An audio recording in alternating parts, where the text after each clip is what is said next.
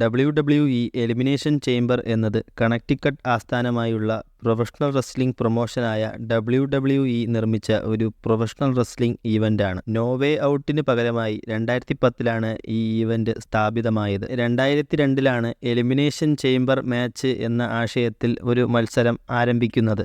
പിന്നീട് ഈ മത്സരം അനവധി പേപ്പർ വ്യൂകളിൽ നടക്കുകയുണ്ടായി. 2010-ൽ എലിമിനേഷൻ ചേംബർ എന്ന ഈവൻ്റ് സ്ഥാപിച്ചതോടെ ഈ മത്സരം ആ പേപ്പർ വ്യൂവിൽ മാത്രമായി മാറി. കൂടാതെ എലിമിനേഷൻ ചേംബർ മാച്ച് ക്രിയേറ്റ് ചെയ്തത് ട്രിപ്പിൾ എച്ച് ആണ്.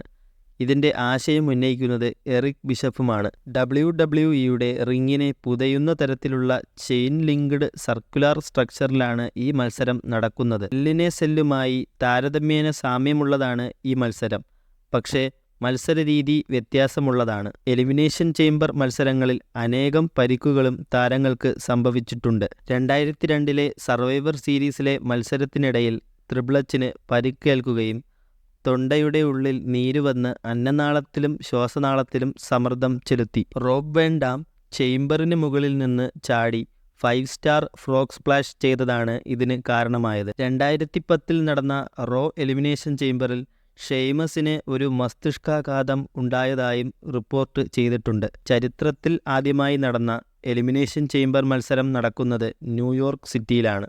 സർവൈവർ സീരീസിലാണ് ഈ പേപ്പർ വ്യൂ നടന്നത്.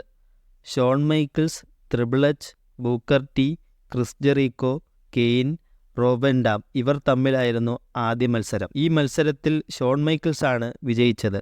വീഡിയോ ഇഷ്ടപ്പെട്ടാൽ ലൈക്ക് ചെയ്യുക. ഇതുപോലുള്ള വീഡിയോകൾ നിങ്ങൾക്ക് ലഭിക്കുന്നതിനായി ചാനൽ കൂടി സബ്സ്ക്രൈബ് ചെയ്യുക.